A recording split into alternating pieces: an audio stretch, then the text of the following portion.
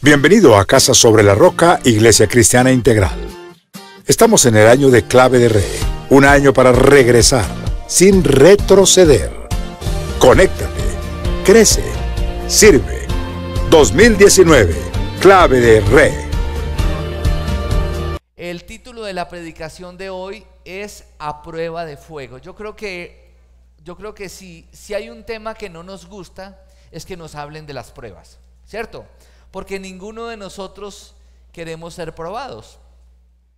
De hecho, aquellos que hemos sido probados no quisiéramos volver a pasar por la prueba. Pero si hay algo claro y que tampoco nos gusta, es que si pasamos por la prueba y no aprendimos la lección, pues entonces ¿qué tenemos que hacer? Volverla a repetir, ¿cierto? ¿Por qué? Porque uno de los propósitos de las pruebas es precisamente quebrantar nuestro corazón. Y nuestro corazón necesita ser quebrantado. ¿Por qué? Porque Dios quiere todo de nosotros. Pues Dios no quiere un compromiso a medias con nosotros. O tenemos nuestro corazón rendido a los pies de Cristo, o sencillamente no lo seguimos a Él. Así es, con Dios no hay términos medios. Entonces, preste atención a la siguiente imagen porque muchas veces nos vamos a encontrar como esa persona en medio de una prueba que es como fuego para nosotros, en medio de una prueba donde creemos que las situaciones no van a cambiar, creemos donde las cosas no van a mejorar, e inclusive en medio de la prueba hemos llegado a dudar de las promesas de Dios. ¿A usted le ha pasado o no le ha pasado? A mí me ha pasado, porque le metemos mucha razón a todo en medio de la prueba, pero no podemos dejar de seguir confiando en Dios, porque sus promesas son sí y amén en Cristo Jesús. Voy a leerles un texto que no está en la imagen, que está en Isaías 43 versículo 2, que el Señor me lo regaló esta mañana en mi devocional personal, y dice: cuando cruces las aguas yo estaré contigo. Ustedes mientras tanto vayan buscando Santiago 1.3, busquen Santiago 1.3, mientras tanto yo leo Isaías 43.2. Dice: cuando cruces las aguas yo estaré contigo, cuando cruces los ríos no te cubrirán sus aguas. Miren que en ningún momento el Señor no nos dice no vas a pasar por ríos. Dice: cuando camines por el fuego, no dice no vas a pasar por el fuego. Vas a pasar por el fuego, vas a cruzar las aguas, pero yo voy a estar contigo. Nunca se nos ha dicho que va a ser fácil, pero que sí se nos ha prometido que Él va a estar con nosotros. Amén. Eso es lo que nos fortalece en medio de la prueba y la dificultad. Dice: cuando camines por el fuego no te quemarás, ni te abrazarán las llamas. Amén. Y esto se cumple literalmente. De hecho, la casa sobre la roca se prueba en medio de la tormenta, en medio del ventarrón, en medio del terremoto. Allí se prueba dónde están nuestros cimientos. Entonces ahora sí vamos a leer Santiago capítulo 1 versículo 3. 1:3. Santiago 1:3. Y quisiera saber, cuando lo tengan listo, lo leamos. ¿Listo? Leámoslo entonces. ¿Qué dice? Pues ya saben que la prueba de su fe produce constancia. Padre, gracias, Señor, te damos en esta mañana por el privilegio de poder estar en este lugar. Gracias, Señor, porque tú eres real, tú eres fiel, porque tu Espíritu Santo nos guía a toda la verdad, Señor, y porque tú conoces la necesidad de nuestro corazón. Depositamos en ti toda nuestra ansiedad, toda nuestra preocupación, Señor, y confiamos en ti, autor y consumador de nuestra fe, y te damos gracias. Amén y amén. Entonces dice que toda prueba que hace, toda prueba va ¿hacia dónde? Hacia nuestra fe, ¿cierto? Prueban nuestra fe. ¿Qué significa que la fe nuestra sea probada? ¿Qué significa? Que si yo digo creer en Dios, en la prueba se va a demostrar cuánto realmente creo en Dios. Amén. Y otra cosa, que si soy inconstante y mi compromiso con Dios no es suficiente, en medio de la prueba voy a aprender a ser ¿qué? Constante. Entonces, si eres inconstante, prepárate. Y si eres constante, también. De hecho, la vida misma es una prueba. Desde el mismo momento en que un bebé es concebido en el vientre de una madre, ahí está siendo probado. ¿O no? Sale del vientre de la madre, nacemos todos y somos probados. Todo el tiempo estamos en una continua prueba. Entonces, si entendemos que hay épocas de prueba y que las podemos identificar y entender con la seguridad de que con Dios las vamos a poder pasar, entonces podemos tener confianza en Dios de saber que no estamos solos, pero ineludiblemente vas a ser probado. Amén. Porque si quieres ser usado por Dios, necesariamente vas a tener que ser probado. Si quieres ser promovido, necesariamente vas a ser probado. Hoy en día muchas personas quieren ser promovidas, autopromovidas, sin ser probadas primero por Dios. Y es mejor la promoción divina que la autopromoción, porque aquel que es autopromovido será depuesto por los hombres, pero aquel que es promovido de Dios podrá permanecer, así los hombres no estén de acuerdo. Amén, iglesia. Amén. Bueno, espero estén de acuerdo. Salmo 26:2 dice: examíname, Señor, ponme a prueba. Es paradójico que un rey que tiene el corazón conforme al corazón de Dios le esté pidiendo a Dios que lo ponga a prueba. Eso es una enseñanza para nosotros, ¿o no? ¿Y qué deberíamos nosotros hacer constantemente? Pedirle al Señor que Dios nos examine, que Dios nos purifique. Dios sabe las intenciones, los deseos, las motivaciones de cada corazón. Dígale al que tiene a su lado: Dios lo sabe todo. Y vamos a ver entonces la definición de prueba. La definición de prueba. La prueba es una oportunidad, es una de las definiciones porque hay muchas más. La prueba es una oportunidad que reta a una persona para demostrar su potencial y su madurez. Nosotros somos probados como cristianos, ¿para qué? Para demostrar nuestro potencial y para demostrar ¿qué tan maduros somos?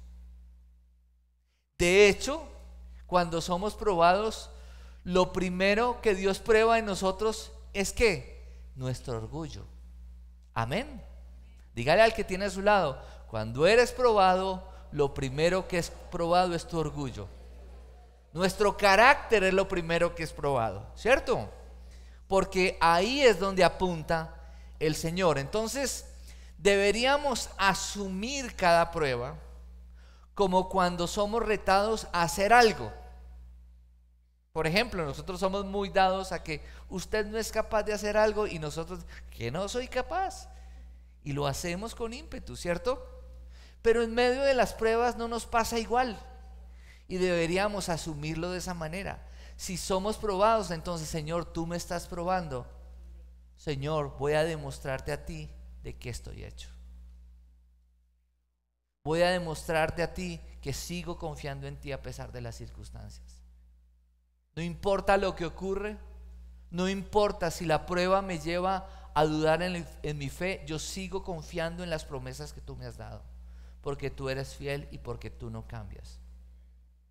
Señor, y si me siento débil, gracias, porque entonces voy a comprobar que tú eres mi fortaleza.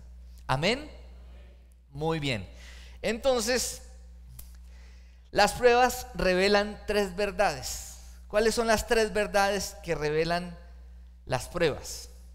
La primera verdad que revela la prueba es nuestra pobreza interna, es decir, la prueba revela que hemos respondido pobremente y hemos fallado en actuar con obediencia.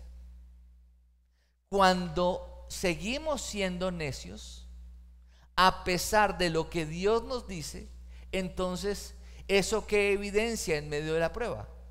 Nuestra pobreza espiritual. ¿Y eso en dónde se determina? ¿En dónde se evidencia? Cuando somos probados. Señor, estoy siendo probado porque he sido desobediente en esta área. Si usted ha sido desobediente en el tema de sus finanzas, entonces, ¿en dónde va a ser probado? En sus finanzas. Si usted ha sido desobediente en el dar, usted va a ser probado ¿en qué área? En esa área. Si usted ha sido desobediente en el área emocional, ¿en dónde va a ser probado? Si usted ha sido desobediente en el área de confiar en Dios, van a haber pruebas que lo van a llevar a usted y a mí a situaciones en donde ineludiblemente no hay otra salida que confiar en Dios. No nos gusta, ¿cierto?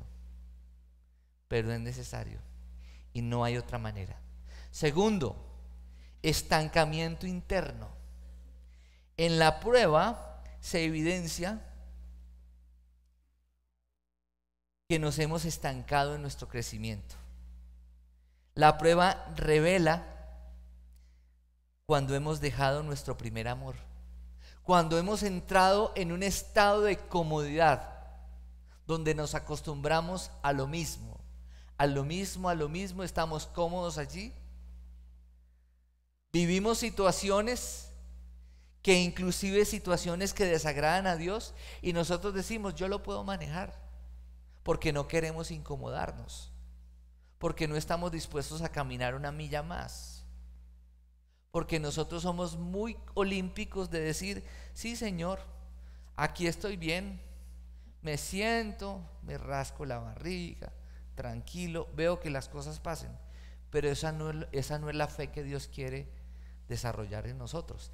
Y tercero, también la prueba muestra y evidencia si realmente ha habido progreso en nuestro interior. ¿Por qué? Porque Dios no permite que Dios tengamos pruebas más allá de lo que usted y yo podemos resistir. Pero yo le decía en estos días al señor rector, porque hemos estado viviendo una prueba muy difícil en el colegio, y yo le decía al señor rector del colegio, le decía, Alex, ¿qué tal que nosotros no hubiéramos pasado lo que hemos pasado? ¿Cómo estaríamos asumiendo hoy las cosas? Y eso es algo que cada uno de nosotros tenemos que aprender, que Dios permite situaciones difíciles en nuestra vida porque siempre vamos a ser probados. Y si no somos probados antes, pues ¿cómo vamos a poder resistir las pruebas mayores que vengan? Que finalmente lo que hacen es sanar nuestro corazón, llevarnos a crecer, que lo que hacen es promovernos tal vez cuando pasamos avante victoriosamente en medio de la prueba. Entonces, ¿qué evidencia la prueba? Miremos la siguiente imagen. ¿Qué evidencia la prueba? ¿Qué tan vulnerables somos? ¿Qué tan vulnerables somos? Tóquese usted, tóquese así. Tóquese así. ¿Qué siente usted? ¿Carne y qué? Y hueso. ¿Qué significa eso? Que usted y yo somos personas ¿de qué? De carne y hueso. Y si tocamos aquí, sentimos un corazón, ¿cierto? Un corazón que no solamente es un corazón físico, sino que es el yo interior, en donde hay emociones, donde también se mide nuestra fortaleza y donde ese corazón también a veces es muy vulnerable. Pero gracias a Dios, porque Dios así es como nos quiere. Amén. Dile al que tienes al lado, Dios te quiere vulnerable. ¿Por qué? Porque ocultar nuestra vulnerabilidad es ocultarnos en un manto de orgullo. Y el orgullo, ¿qué hace? Nos quebranta. Pero la humildad, ¿qué hace? Nos fortalece. Amén. Es paradójico porque en este sistema en el cual nos movemos, ¿qué se promueve? El orgullo. Y por eso vemos gente a nuestro alrededor tan quebrantados. Entonces vamos a ver varios puntos que tienen que ver con diferentes pruebas. Y vámonos para Génesis 22, versículo 1 al 2. Pasado cierto tiempo, Dios puso a prueba a Abraham y le dijo: Abraham. ¿Y qué hizo Abraham? ¿Qué le dijo al Señor? En medio de la prueba, ¿cómo deberíamos responder nosotros al Señor? ¿Cómo? Aquí estoy. ¿Qué dice después? Respondió: y Dios le ordenó, escuchen esto. Él le dijo: aquí estoy. Y Dios le ordenó. Miren lo que le ordenó Dios: toma a tu hijo, el único que tienes. Oiga, el único que tienes. Y además dice: y al que tanto amas, y ve a la región de Moria. Una vez allí, ofrécelo como holocausto en el monte que yo te indicaré. ¿Cómo la ven? Entonces, ¿qué quiero aclararles con esto? No es que Dios quisiera matar a Isaac. No, Dios quería probar la fe de Abraham para saber si el corazón de Abraham estaba en su hijo o en Dios. Hoy está nuestro corazón ligado más a nuestros bienes materiales, a nuestros hijos, a nuestros deseos, a nuestras intenciones. O decimos: Señor, que prevalezcan tus deseos por encima de los míos. Señor, en tus manos están mis tiempos. Todo lo que tengo es tuyo. Versículo 9 al 13. Cuando llegaron al lugar señalado por Dios, Abraham construyó un altar y preparó la leña. Después ató a su hijo Isaac y lo puso sobre el altar encima de la leña. Imagínense, yo me meto en el video y yo me imagino a Abraham con su hijo y el hijo haciéndole preguntas en el camino. Imagínense si hoy usted le dice a su hijo: te disciplino y entrégame el celular, y él reacciona como reacciona. Imagínese a Abraham con su hijo de 13 años amarrándolo. Papá, ¿por qué me estás amarrando? Y tal vez empezó a llorar y empezó a mirar. Pero si tú no eres un padre maltratador, tú eres diferente a lo que sale en las noticias. ¿Qué pasa? Y mire lo que dice: pero en ese momento el ángel le gritó desde el cielo: Abraham, Abraham, aquí estoy, respondió. No pongas tu mano sobre el muchacho, ni le hagas ningún daño, le dijo al ángel. Ahora sé que temes a Dios, porque ni siquiera te has negado a darme a tu hijo.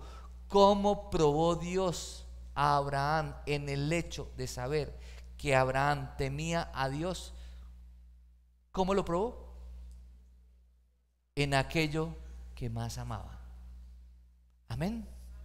Entonces diga conmigo: las pruebas son necesarias aunque no nos gusten. como dice el Señor Jesús, el que tenga oídos para oír, que oiga. Vamos a mirar qué piensa el rey David en la Biblia con respecto a las pruebas. ¿Cómo se conoce el rey David? Un hombre conforme al corazón de Dios. Y vamos a ver qué piensa el rey David. Un hombre que vivía todo el tiempo en la presencia de Dios. Salmo 7:9, ahí lo ve usted en la imagen, que dice: Dios justo, que examinas mente y corazón. Salmo 17:3, tú escudriñas mi corazón, tú me examinas por las noches, ponme pues a prueba, que no hallarás en mí maldad alguna. Salmo 26:2, examíname, Señor, ponme a prueba, purifica mis entrañas y mi corazón. Yo creo que ninguno de nosotros hoy en día oramos y le decimos: Señor, ponme a prueba, ¿cierto? Señor, mándame pruebas. Yo creo que ninguno de nosotros. Yo creo que el día que nosotros entremos en un nivel donde conozcamos de tal manera el corazón de Dios, podríamos decirle: Señor, ponme a prueba, porque en medio de la prueba yo sé que tú estás conmigo, y porque tú me purificas, porque tú me sanas, porque tú siempre estás conmigo, porque tú me levantas. Examíname, oh Dios, Salmo 139, 23 al 24. Examíname, oh Dios, sondea mi corazón, ponme a prueba, sondea mis pensamientos. Fíjate si voy por mal camino y guíame por el camino eterno. Para ser guiados por el camino eterno necesitamos ser probados. Amén. Segunda de Corintios 13, versículo 5. Ya entra el apóstol Pablo, porque no solamente es necesario que Dios nos examine y que Dios nos pruebe, sino que nosotros tenemos que hacer el ejercicio guiados por el Espíritu Santo que ahora está en nosotros. Antes, en el tiempo de David, Dios estaba sobre él. Ahora, en el tiempo nuestro, Dios está en nosotros. Amén. Y que dice: examínense para ver si están en la fe. Pruébense a sí mismos. Tenemos que probarnos a nosotros mismos. ¿No se dan cuenta de que Cristo Jesús está en ustedes? A menos que fracasen en la prueba. Y Dios nos libre de que fracasemos en medio de la prueba. Santiago 1, 2 al 4, yo lo voy a leer, dice: hermanos míos, considérense muy dichosos cuando tengan que enfrentarse con diversas pruebas, pues ya saben que la prueba de su fe produce constancia. La constancia debe llevar a feliz término la obra, para que sean perfectos e íntegros, sin que les falte nada. Es decir, la constancia nos lleva a tener determinación para hacer las cosas, porque o si no, todo se queda en buenos deseos. ¿Le ha pasado a usted que usted está lleno de buenas intenciones, pero si usted no tiene determinación y es constante para hacer las cosas, todo se queda simplemente allí? Diga conmigo: la fe sin acciones es muerta en sí misma. Y una fe sin acciones no es una fe coherente. Una fe coherente es una fe que se evidencia en un testimonio lleno de acciones que evidencian la fe que profesamos. Entonces vamos a ver la verdad acerca de las pruebas. Todos experimentamos pruebas en cada etapa de nuestro crecimiento. ¿Es verdad o no?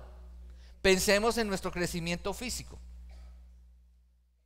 ¿Cuál fue la primera prueba? Podemos decir que nos acordemos, que no sé si nos acordamos, pero cuando empezamos a caminar, ¿o no? Esa fue una prueba que nos llevó a darnos golpes.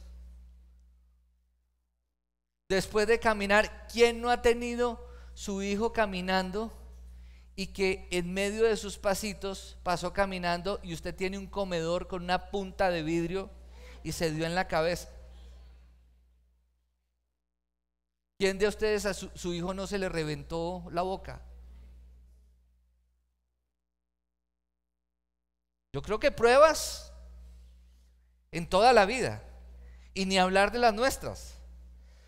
Nuestra meta deberá ser sobrepasar cada prueba. Y la prueba siempre precede a la promoción. Dios nos lleva a ser probados. ¿Para qué? Para ser promovidos. Amén. Tú eres probado para ser promovido. Dígale al que tiene a su lado: eres probado para ser promovido. Se los voy a poner muy sencillo. En el colegio, ¿cómo lo promueven a uno? Con pruebas. En el pre-ICFES, ¿para qué es? ¿Para qué son las pruebas? Saber. En la universidad, cada parcial, cada semestre, uno es promovido cuando ¿qué? Cuando supera las pruebas. Y cuando no la supera, ¿qué pasa? La tiene que volver a repetir. Eso no nos gusta, ¿cierto? A nadie le gusta. Pero eso significa que nosotros tenemos que ser dóciles a lo que Dios quiere hacer en nuestra vida. Cuarto, la autopromoción y la promoción humana no pueden reemplazar la promoción divina. Esto es muy importante que lo tengamos claro. La autopromoción y la promoción humana no pueden reemplazar la promoción divina. ¿Y qué significa eso? ¿Qué es la autopromoción? Es meter la mano en lo que Dios está haciendo. Es adelantarnos y querer de una u otra manera intervenir en el propósito soberano de Dios en la vida de cada uno de nosotros. Y les voy a dar una noticia que tampoco les va a gustar. Cuando usted y yo intervenimos en lo que Dios quiere hacer, porque su tiempo es perfecto y sus métodos son perfectos, ¿saben qué pasa? Hay mucho más dolor. ¿Saben por qué? Porque hay necedad. Y la espalda del necio, el látigo es ¿para quién? Para la espalda del necio. Desde luego, hablándolo de manera simbólica y figurativa. No es que entonces Dios esté con un rejo mirando a ver cómo nos va a dar, pero hay pruebas que son difíciles para nosotros y son aún mucho más difíciles cuando nosotros metemos la mano en lo que Dios está haciendo. Entonces, diga conmigo: nadie puede ser promovido sin antes ser probado. Diga: quien quiere ser usado por Dios necesariamente va a ser probado por Dios. Diga conmigo: es mejor ser promovido por Dios que ser promovido por los hombres. Entonces, cuando nosotros metemos la mano en lo que Dios está haciendo, ¿qué estamos evidenciando? Control y manipulación. Y Dios no es un Dios, la voluntad de Dios no evidencia control. La voluntad de Dios guía, da libertad, nos lleva a vivir un proceso. Usted sí se ha dado cuenta que los cambios en su vida no son producto de eventos. Entonces hay personas que van a un concierto porque creen que en ese concierto su vida les va a cambiar. O van a donde hay un predicador que es muy usado y yo quiero ir a escuchar ese predicador porque con la predicación de ese predicador va a cambiar mi vida.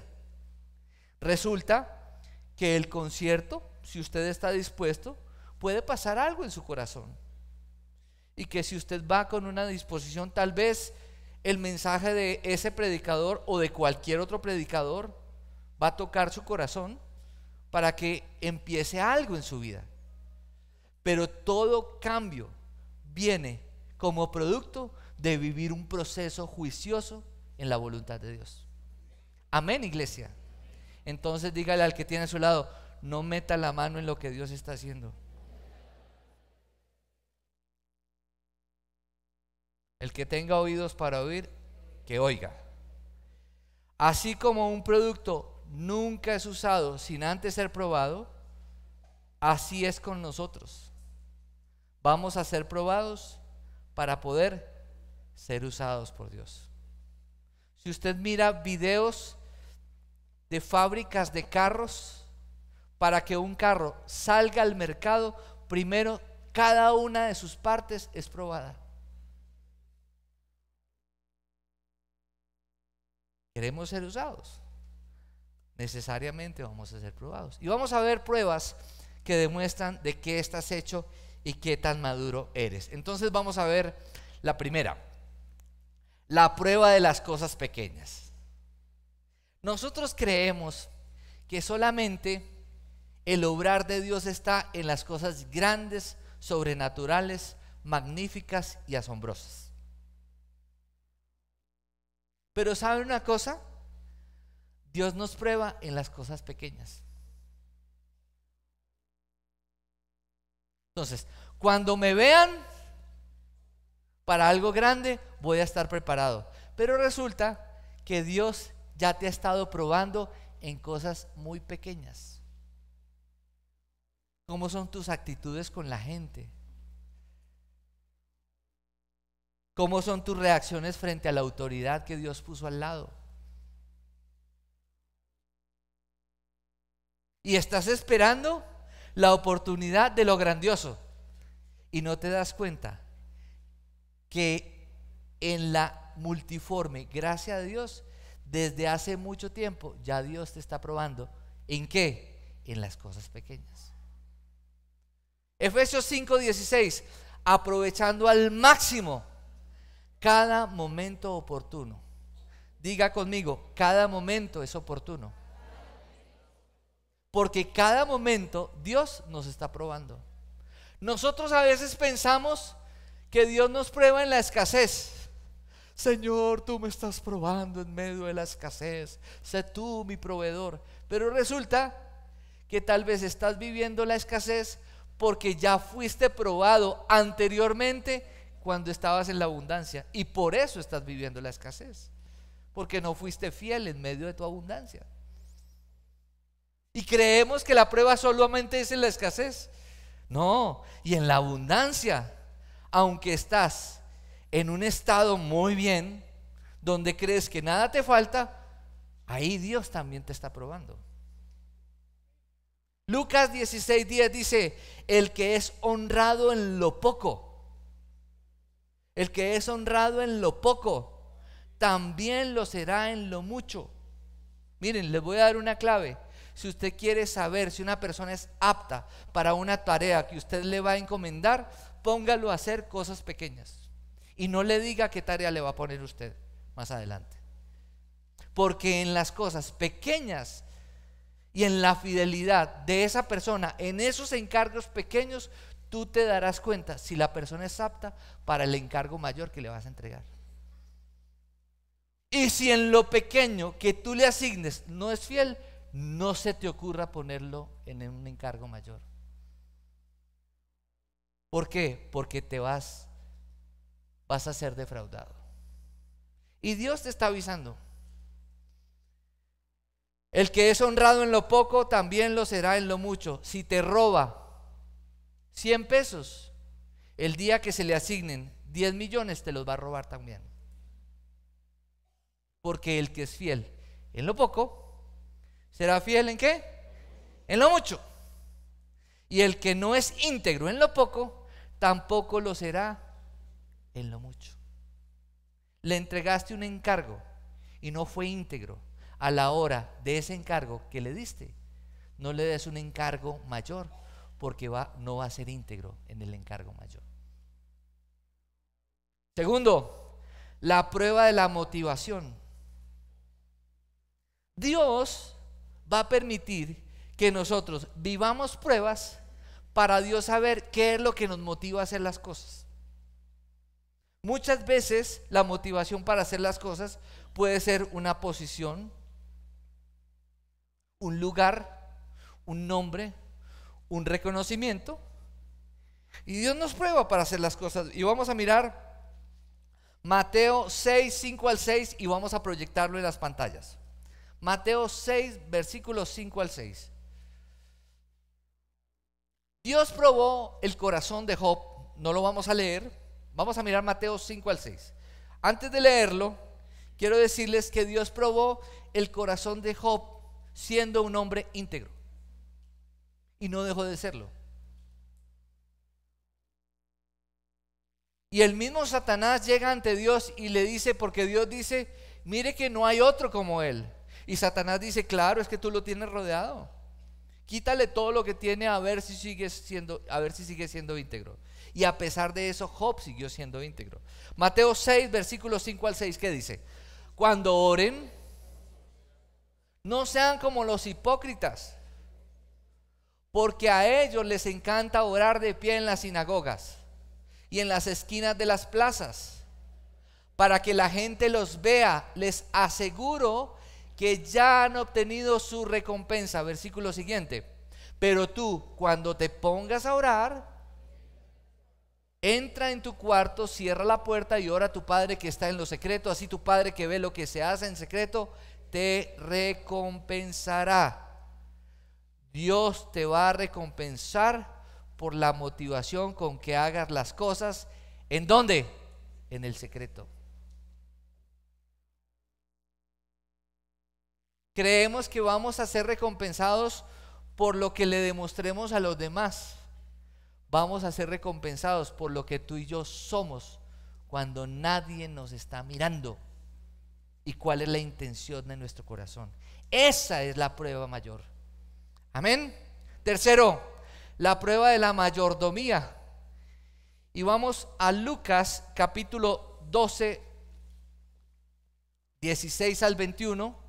Y lo vamos a leer todos en la Nueva Versión Internacional. En sus Biblias vamos a buscarlo. Lucas 12. Lucas 12, 16 al 21. ¿Qué dice? Entonces les contó esta parábola. El terreno de un hombre rico le produjo una buena cosecha. Está hablando de un terreno, está hablando de un hombre rico y está hablando de una buena cosecha.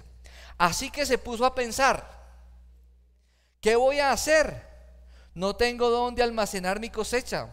Por fin dijo, ya sé lo que voy a hacer. Derribaré mis graneros y construiré otros más grandes donde pueda almacenar todo mi grano y mis bienes.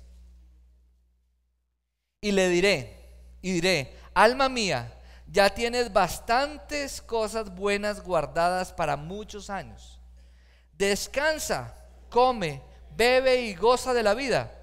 Pero Dios le dijo, ¿qué le dijo Dios? Necio, esta misma noche te van a reclamar la vida, ¿y quién se quedará con lo que has acumulado? Versículo 21. Así le sucede al que acumula riquezas para sí mismo en vez de ser rico delante de Dios. Hay personas que Dios les da el don para hacer riquezas, pero aquellas personas que Dios les da el don para hacer riquezas, esas riquezas no son para acumularlas para sí mismos. Esas riquezas son ¿para qué? Para compartir con aquel que necesita. Amén. ¿Por qué? Porque hay un principio bíblico. Y el principio bíblico es que cuando tú das, tú recibes más de lo que tú das. Amén. Eres buen administrador, Dios te dio la provisión para producir más. Listo. Entonces, genera empleo. Abre empresas. Motiva a otros emprendedores para que realicen proyectos. Ayúdales con tu conocimiento. No te guardes lo que Dios te ha dado. Porque no solamente es guardarnos las cosas materiales, también podemos ser egoístas a la hora de guardarnos el conocimiento para que otros salgan adelante. Un consejo oportuno. Generalmente aquellas personas que tienen riqueza ¿por qué? Porque hubo un mentor que les ayudó, que les dio la mano, que les dio consejo, que les mostró el camino, que les dio una semilla, y estas personas fueron fieles con esa semilla, ¿o no? Un consejo oportuno, una enseñanza. Mateo 25, 21, ¿qué dice? Proyectémoslo, por favor. Mateo dice: su Señor le respondió: hiciste bien, siervo bueno y fiel. En lo poco has sido fiel, te pondré a cargo de mucho más. Dice que lo pone a cargo de mucho más, producto de haber sido fiel ¿en qué? En lo poco. Ven a compartir la felicidad de tu Señor. Cuarto, la prueba del desierto. Esta tampoco nos gusta mucho. Y en Deuteronomio 8, 15 al 16, y ustedes lo van a ver en las pantallas, Deuteronomio 8, 15 al 16, es que en medio del desierto hay dos desiertos. Está el desierto del hombre y está el desierto de Dios. El desierto del hombre es la vida sin Cristo. La vida sin Cristo es un desierto, completamente árida y nada nos sacia. Pero hay un desierto de Dios que es la vida con Cristo, pero donde en ese desierto Dios permite que pasemos el desierto. ¿Para qué? Para que aprendamos a depender de Dios. Y es en medio de ese desierto con Dios que Dios brota agua de la roca, que pone una columna de fuego para que nos caliente en medio de las noches frías. Y es en medio de la escasez que Dios nos envía la provisión a través del maná del cielo y las codornices, como lo hizo en el desierto. Desde luego estoy hablándolo de una manera figurada, pero en la vida real lo hemos experimentado todos aquellos que entregamos nuestra vida a Cristo inmediatamente. ¿Cuál es la primera parte del proceso? Porque así como en la iglesia hay un conéctate, crece y sirve, en el camino de Dios también hay procesos. Y el desierto hace parte de ese proceso. ¿Por qué? Porque Dios a través del desierto nos enseña a depender de Él. Amén. Deuteronomio 8, 15 al 16, leamos lo que dice: el Señor te guió a través del vasto y horrible desierto. Esa tierra reseca y sedienta, llena de serpientes venenosas y escorpiones, te dio el agua que hizo brotar de la más dura roca. En el desierto te alimentó con maná, comida que jamás conocieron tus antepasados. Así te humilló y te puso a prueba para que al fin te des cuenta. Oiga, ¿para que al fin qué? Al fin de cuentas te fuera bien. Es decir, que Dios nos pasa por el desierto. ¿Para qué? Para que después del desierto nos vaya ¿cómo? Bien.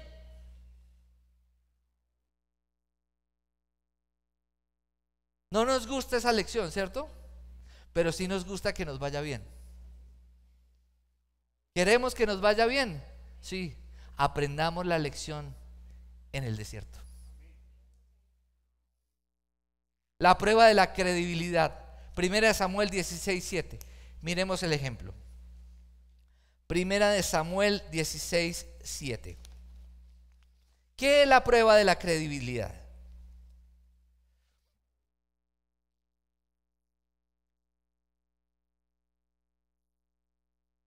¿Qué dice? Pero el Señor le dijo a Samuel: no te dejes impresionar por su apariencia ni por su estatura, pues yo lo he rechazado. La gente se fija en las apariencias, pero yo me fijo en el corazón. ¿Cuál es la clave de un liderazgo efectivo? La credibilidad. Tú puedes tener muy buena apariencia, puedes ser elocuente, puedes ser elegante, puedes tener recursos, pero si pierdes la credibilidad, lo pierdes todo. Amén. Porque las faltas se perdonan, pero la credibilidad se gana. Amén. Diga conmigo, las faltas se perdonan, pero la credibilidad se gana. ¿Y cómo se gana la credibilidad? ¿Cómo se recupera la credibilidad? ¿Alguien me lo puede decir? ¿Cómo? ¿Saben cómo se recupera la credibilidad? Que nuestra vida evidencie claramente de que realmente hemos cambiado de actitud. Así se recupera la credibilidad. Pero muchos pretenden ganar nuevamente credibilidad cuando su vida no evidencia un genuino arrepentimiento. ¿Y cómo ser restaurados? Ser restaurado cuando ha habido un genuino arrepentimiento. Y cuando se es restaurado, se es promovido. Y cuando se es restaurado, se es ¿qué? Restituido. Pero previamente tuvo que haber ¿qué? Un genuino arrepentimiento. Amén. Sexto, la prueba de la autoridad. Primera de Samuel 24, versículo 2. Lo vamos a ver en las pantallas. Versículo 2, ¿qué dice? Entonces Saúl tomó consigo 3 batallones de hombres escogidos de todo Israel y se fue por los peñascos de las cabras en busca de David y de sus hombres. ¿Cierto? Saúl estaba buscando ¿a quién? A David. ¿Para qué? Para matarlo. ¿Por qué? Porque le tenía envidia. ¿Cierto? Listo. Versículo 4. Y a estos le dijeron: en verdad, hoy se cumple la promesa que te hizo el Señor cuando te dijo: yo pondré a tu enemigo en tus manos para que hagas con él lo que mejor te parezca. ¿Por qué? ¿Qué pasó? David, cuando vio que Saúl venía, David, ¿qué hizo? Se escondió en una cueva. Y al rey le dieron ganas de ir al baño, y en ese tiempo no habían baños. Y entonces, mientras su ejército estaba allí, ¿qué hizo el rey? Se fue para una cueva, se levantó la falda, porque en ese tiempo no habían pantalones,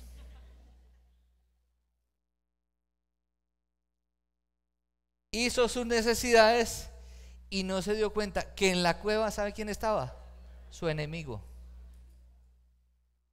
¿Y qué le dicen los amigos de David?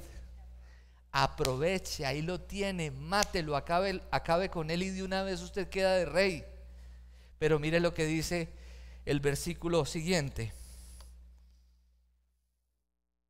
versículo 6 y 7.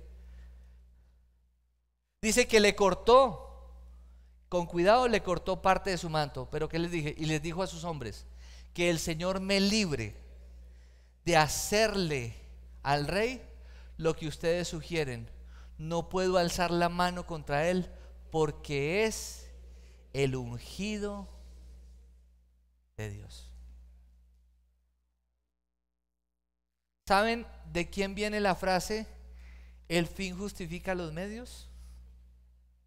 De Nicolás Maquiavelo. ¿Y saben quién le enseñó esa frase a Nicolás Maquiavelo? El diablo.